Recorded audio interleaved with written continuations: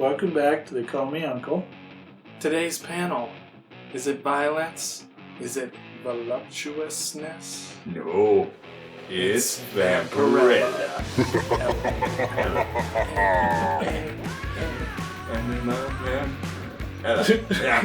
Alright, first published by Warren in September 1969. To give you an idea of collecting for Vampirella, I went in the database and did a query. I found that here in the basement there are 917 things, whether they're comics, magazines, statues, busts, all kinds of different things. All the things. all the the things. And that doesn't count trading cards, which I have, I'm sure, over 100. So here in the basement there's about 1,000 Vampirella items. So you really like Vampirella. I really like Vampirella. What's not to like? What attracted you to Vampirella? I'm going to start off with a question. What attracted you to Vampirella? Well, what's interesting is the thing that led me to Vampirella was art. And it wasn't her art, it was Frank Frazetta. So in the 80s, after college, I was collecting any cover that had Frank Frazetta art. That led me to Creepy, Eerie, and Vampirella. Nice. Now, something to keep in mind, back in those days, we didn't have the internet. I had never seen what Vampirella looked like. I didn't know what the issues looked like. The only place you could get to see them, you had to find them in person, or you could look in a catalog, and the catalogs would have usually one or two covers to give you an idea of the art. And you had to check at the very back of the store. It had to be carded by the guy up front. I was black bag collecting. So walk out of the store, pop your collar, Just fake cover. So I was collecting Frank Frazetta covers, and I was mostly getting Creepy and Eerie, and then I went in a particular store in Colorado, and they had Vampirella. Now, they didn't have a number one or even any of the early ones, but I bought a couple of them that had Frank Frazetta covers and took them home and read them. Now, what kind of set Vampirella apart was this is a horror anthology magazine, just like Creepy and Eerie, but in Creepy and Eerie you have Uncle Creepy and Cousin Eerie. Upgrade. But they don't participate in the stories. They introduce the story and they kind of throw out a little like the more. narrator? They're the narrators. Okay. Vampirella, her first appearance is in her origin story, and she continued to not only be the host or the narrator, but she continued to have her own stories, her own adventures, and she started in 1969, still going today. 69. Now, About as old as my parents. yeah. Now, she's actually started in Warren and moved. Then when Warren stopped publishing, Harris Comics picked up the license. And then I believe DYNAMITE Publishing picked up the license, and they currently have it.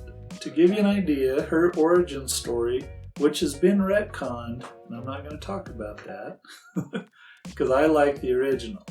So originally, Vampirella was written by Forrest Ackerman. Ooh. Now, if you want to learn about Forrest Ackerman, go watch The Sci-Fi Boys on Amazon. I learned more about him there than any place I'd heard of him. Uncle Forey. I felt like he was kind of a collector, but he got to write her origin. And then Tom Sutton did the artwork. Now, through this magazine, Vampirella does not wear the costume in the magazine that you see on the cover. She's just running around naked. Well, only in the first story. Oh. And things are covered up, it's tasteful, it's funny. Okay.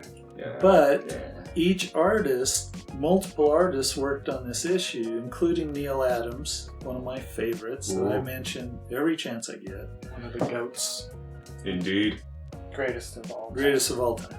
Oh yeah, that's a good term. So each artist drew their own little rendition of Vampirella, which I thought was really cool.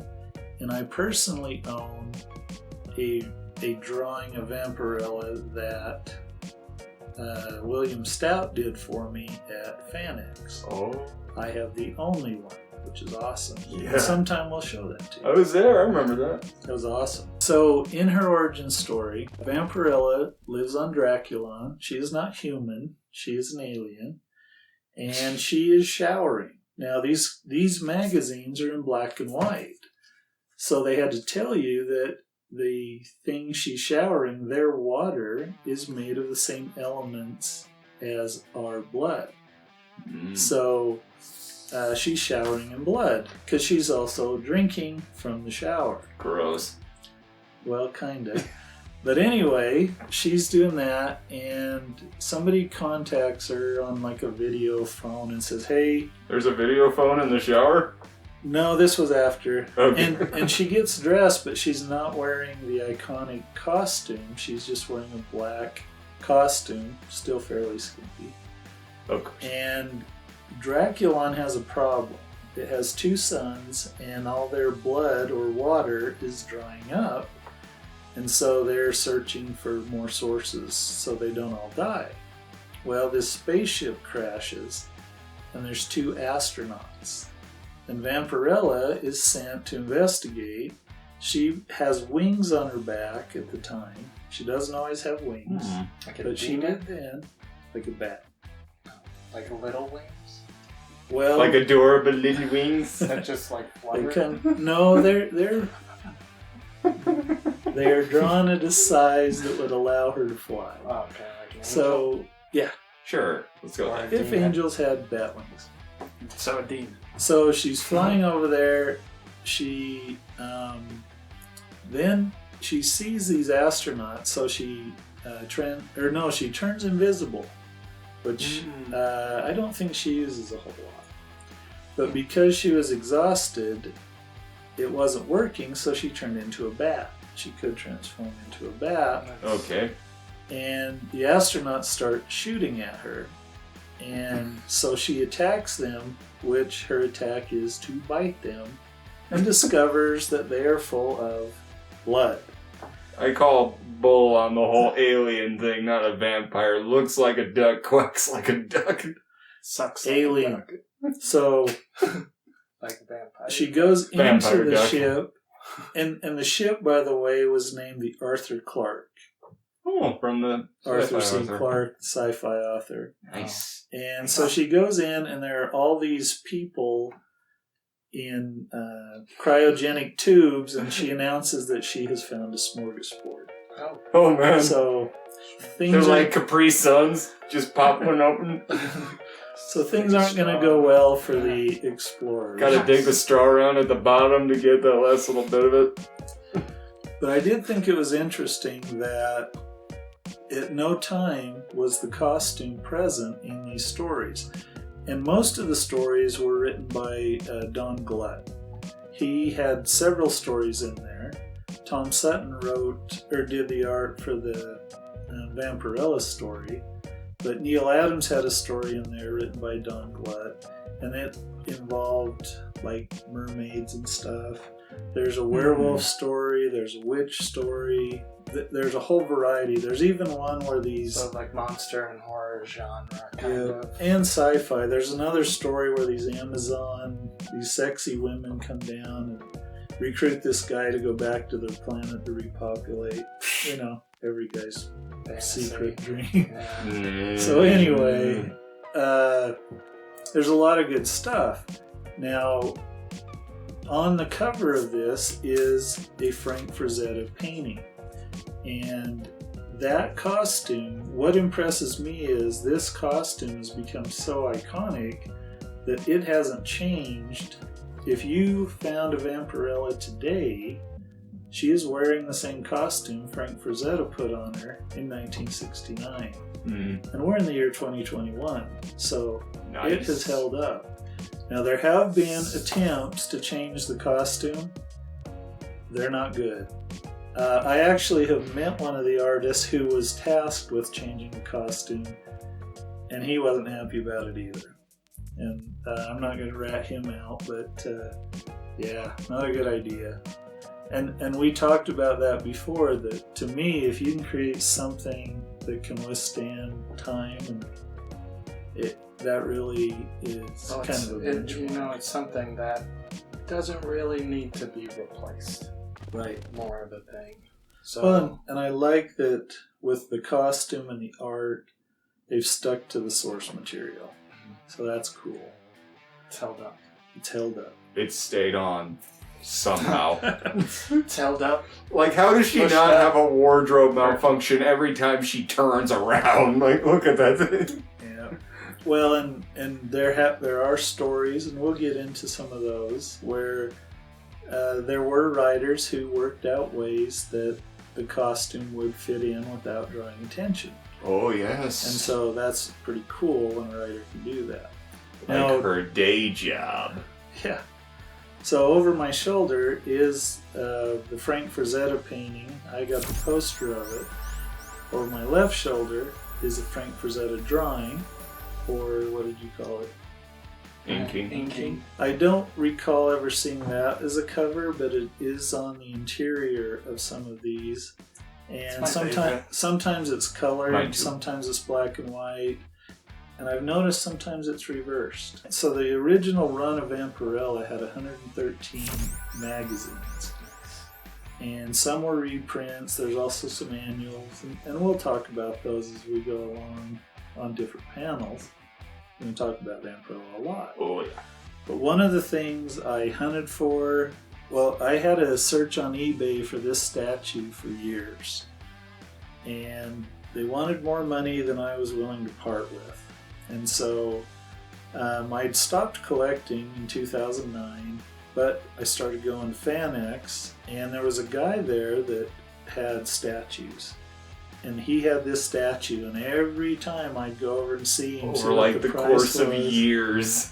And so one of the more recent FanXs, Carter and I were there together, and I went over and I told Carter, I said, I'm going to go over on the last day just before they close, because all these vendors have to pack up their stuff and haul it to the next show.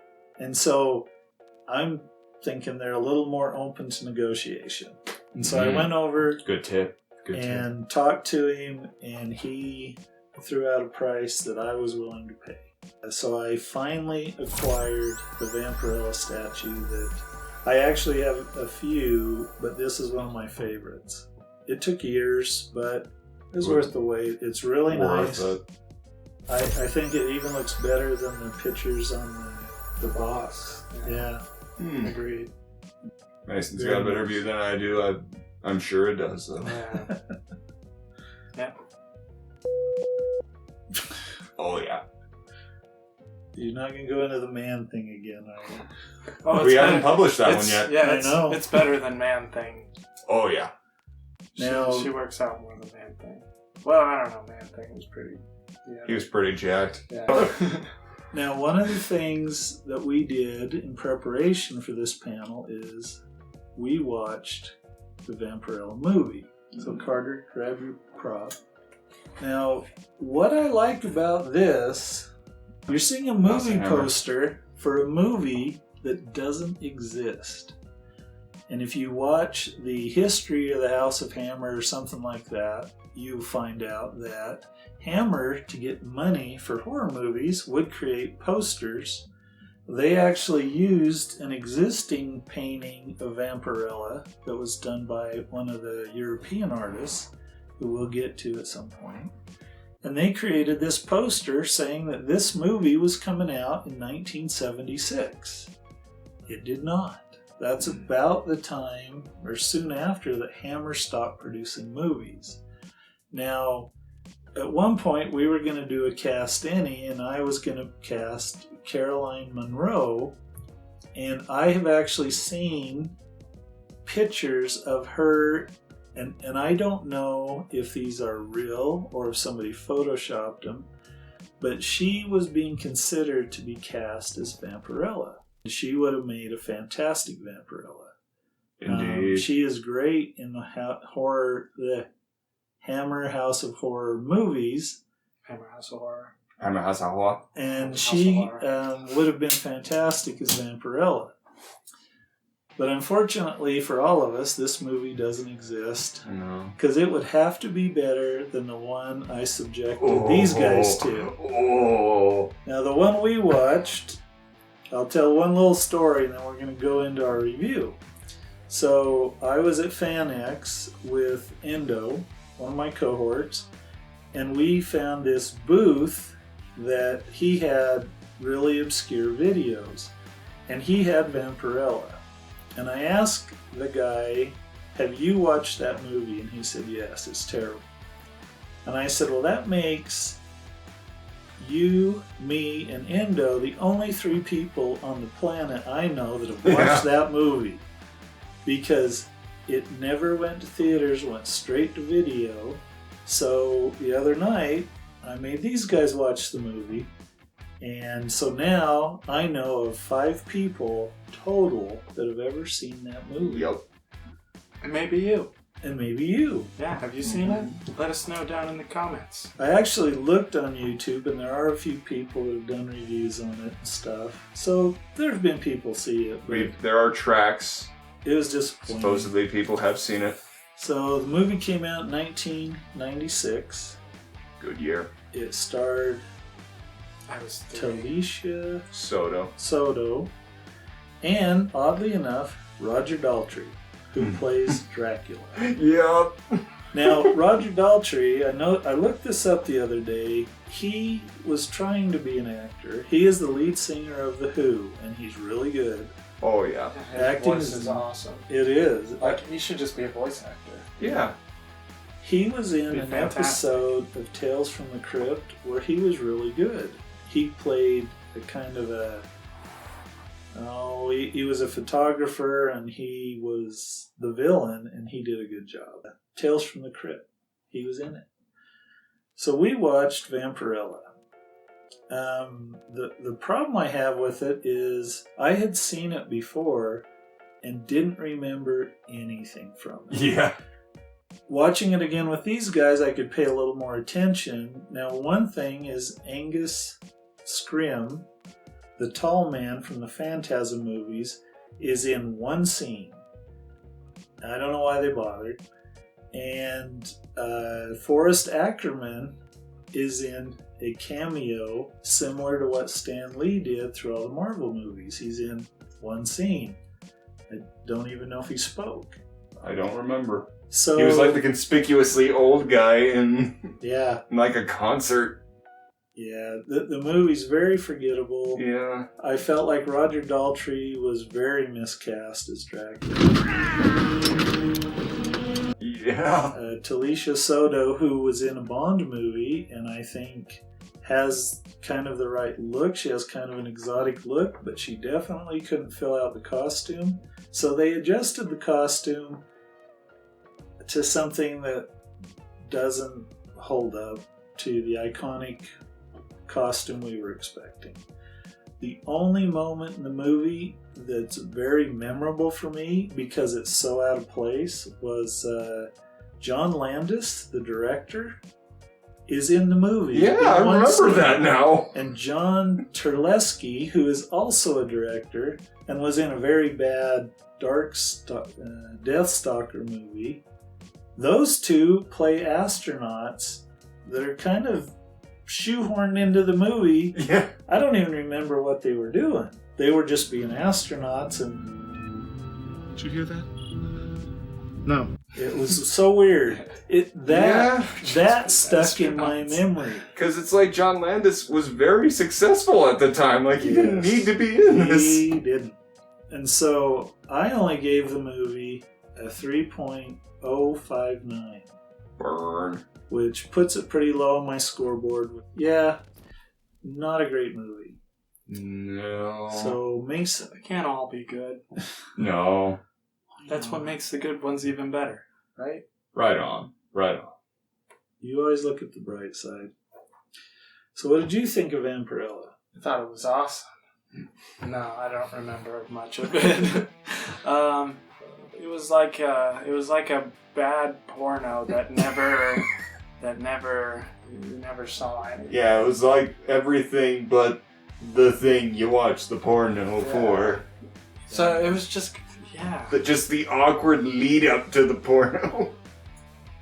Yeah, that Roger Daltrey's like rat tail that he kept on the whole time. Yeah. And and then the van's crashing it's like they blew their whole budget on that scene. And, Yeah. They must have.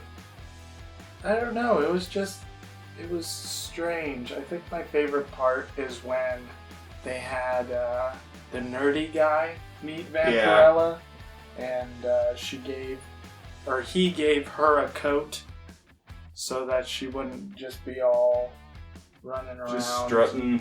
Yeah.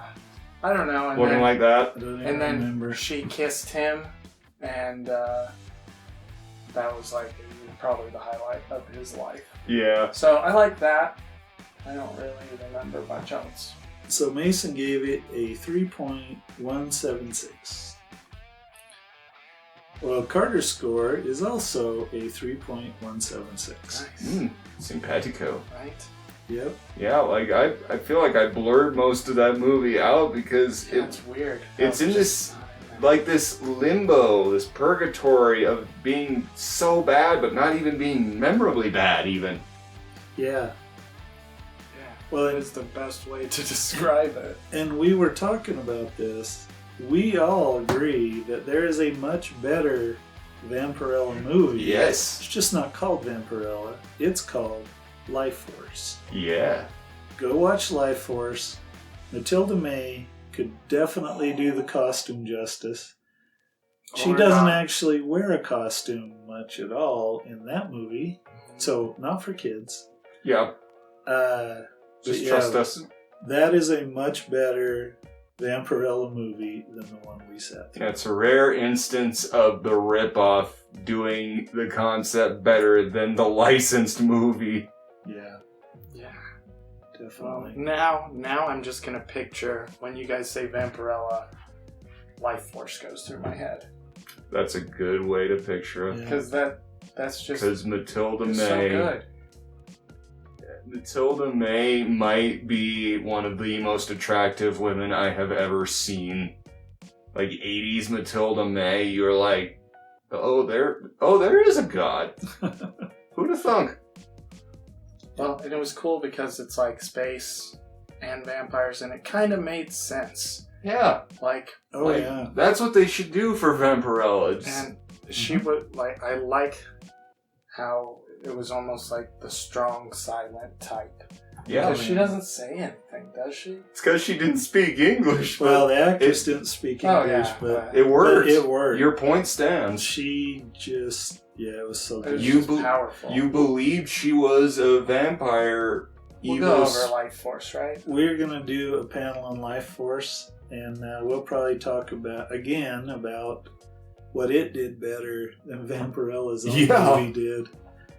And they didn't even use a costume. So. Yeah. Yeah, literally did not use a costume. Now, one of the things we did was we cast a Vampirella movie. So we all agreed to pick out our Vampirella. And to add to Mason's workload, I also asked him, I sent him a picture of the actress that I believe is the best Vampirella candidate today, and pictures of Vampirella, and said, hey, draw me this actress as Vampirella. And I tried my best. You could tell me later if you think the likeness is close, but it's just a drawing, so. And we're going to do many panels on Vampirella as we work through some series and some highlights and things in her career. And so this drawing will evolve so that Mason can add to it. The trick is always getting him to stop. When I think it's good enough, it's like, that too. Start and stop. Then it's like, stop. There's no break and there's no gas in this chamber. So secrets. So did you pick somebody to cast as Vampirella? Yes, today or either one. Anywhere. Anytime? Anytime. Yes, so my cast for Vampirella is Angelina Jolie So, from Tomb Raider age. turn of the century, yeah. Because I was thinking, what should Vampirella be? And she needs to have a gaze that is just like, if she looked at you, I don't know, you'd have chills. Looks would And I chill. was like, Angelina Looks would Jolie, chill, as it were. If I saw her in real life, I would, Stare you down. She could fill out the costume. She could also kick ass, because she's an action hero as well. She just seemed to be the one. Yeah, it was all down to the dead-eyed stare. Very nice. I like it. Nice. I picked for today, I would cast Isa Gonzalez. And I was torn on this because she rose to fame for playing a vampire. She played Salma Hayek's role in the From Dusk Till Dawn series on TV. And the one moment everyone remembers from Dusk Till Dawn, the striptease, she owned it. I'll have to look that one up. I haven't watched the series. I've seen the movie. Yes. Cool. Yeah, she owns it. She's got the stare down. Like, everyone thinks, what fills out the costume? Mm-hmm. But Mason had a very good point. You gotta have the stare down. It's the presence. Yeah. It's the gaze. Command presence. So, using similar criteria, one was got to be able to fill out the costume, the stare or the look, or one of the things I was looking for was somebody who has a unique look that could convey being an alien in a way and a vampire. I kind of looked at it, somebody who is so attractive you'd want to get close to them, and you'd have to decide whether or not to let them bite you in a way, you know? You know there's danger there, but you're still... You would struggle drawn. with the decision. Yes. So my pick, and the one Mason drew, is Alexandra Daddario. Did I say that right? I think so. Okay. We'll see. The first time I saw her was in Percy Jackson and the Lightning Thief. I know. But I hate that movie so much. she has these crystal blue eyes that are just hypnotizing, and she is extremely attractive and definitely, for me, could play Vampirella. Yeah. That's who I'd cast. Good pick. And she could do it today. She could. Just paint that costume on her. Well, Yeah. she was in Baywatch, which I didn't really like Baywatch, but she was the highlight in my mind for Baywatch. Word. Yeah, she's the one. So you gonna show us your picture? Do you want to see it? I do want to. I want to see Do you that want me to picture. pull it out? Yeah. Yep. Get it. Whip it out. Okay. Whip that picture out. Don't be shy. Come over here. Or how are you gonna do it? I don't know. How should I do it? I've never exposed myself like this before on camera. It's my first time. That we know. Actually, about. it's my second time. Let's go over here. Yeah, with a Dracula panel. All right. So It's on a big piece of paper, which is on this board on the back side. I didn't fill out the whole piece of paper because it was just going to be a concept. Because I was going to do a final draft of this. Instead of just doing multiples and gestures and trying to figure out what would be the best, I just did one. I was just like, let me draw something from beginning to end and just figure it out. And I'll explain the story while they're looking at it. Okay, close your eyes. I'm scared to close my eyes because the statue is near me. So, this was kind of a difficult task for me. I haven't done a figure drawing for a while because when most people don't get a lot of figures or characters tattooed on them, and I mainly tattoo right now as my profession is tattooing. So, Awesome. I had to work a lot on proportions, which I tried to get as close to as I could. Getting the likeness in the face was kind of difficult because I had it, and I realized that either the body was too big or the head was too small, and the head was too small. I would have liked to seen that even if it was... I have a picture. And I filmed it all. So we'll show you a little bit right here. And if you want to see more of that... Our universe is doomed! Doomed!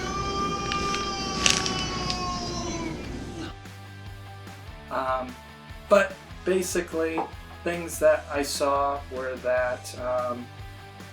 one, I don't know why she's wearing a collar, but... No one knows, I don't think. You know, and it's kind of like, I get how, like, Dracula has, like, a collar as well. A pop collar, like the preppy kid at college? Yeah, and then, I gave her a bat companion, but that was kind of, like, fun and cheery. And, like, I was like, she needs, like, a bat that's not just random filler. I was like, what if she had, like, a bat that, like, communicated with her or something? I thought that would be cool, so I gave her this little bat friend. This little bat friend, and he's got his own expression, and, like, I also, Let's name him. I don't know, had her, like, touching her costume so that she kind of, I don't know. I just saw a lot of, like, hips and, Oh, yeah. So, the thing is, I grabbed a Playboy and found a picture for a reference for my figure drawing. I have a figure drawing book as well, so that I could get all the proportions right. I went in and did it, and it turned out pretty good. Turned out really good. Except that arm is totally my arm. I just had to tweak it and make it look a lot more feminine because Take all the tattoos nobody off. has that pose. I was looking for it, and it's... Your deceptively girly arms. I just made it skinnier. And then I added trim, like, kind of, on her suit to make it look more like a swimsuit or like a superhero costume a little bit more. Yeah. So it's not... Good call. It's not so just flat and looks like a fruit by the foot. So, other than that, also I changed her earring to have it, it's a bat that's upside down, and it's like, why wouldn't you do that? That's a fantastic earring idea, especially for a vampire alien chick that's not really a vampire. Looks like a duck. No, I think it turned out really good. So, Me too. And this is just the concept sketch. I would clean it up a lot more, but other than that, I tried to make the likeness look like her, and I was just basically trying to get the proportions right so she didn't look strange. Yeah. Least practical superhero outfit ever. But I do want to add, like, text that says, like, Vampirella. What do you think about the drawing? Do you think it shows the same likeness? Have you seen the movie? Yeah, tell What us did if you you've think? seen the movie. Join our elite circle Yeah. of about half a dozen people. Yeah, 5 so far. Marvel in Dracula's rat tail. It is a thing to behold. There is a lot of Vampirella fan art. Vampirella has very much become kind of a pinup girl in a way. I actually looked up a newer Vampirella #1. I'm almost positive Dynamite published it. It had 89 variant covers, because I counted them. That's a lot. That is a lot. That gives a lot of artists ability and time to draw Vampirella. So, Well, people like to draw yeah. things that attract them. She is very attractive. She's a strong character. And she's also kind of goes into that horror side where a lot of people like to draw monsters and stuff like that. And, you know, adding monsters and attractive women together is just, I don't know, it's just good. Oh, yeah. So thanks for hanging out with us. Thanks for watching. Like and subscribe. We'll see you next time.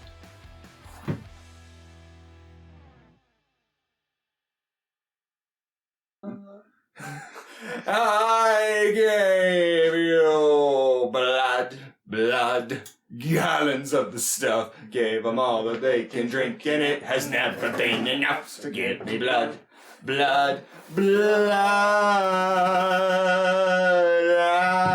the kind of human wreckage that you love.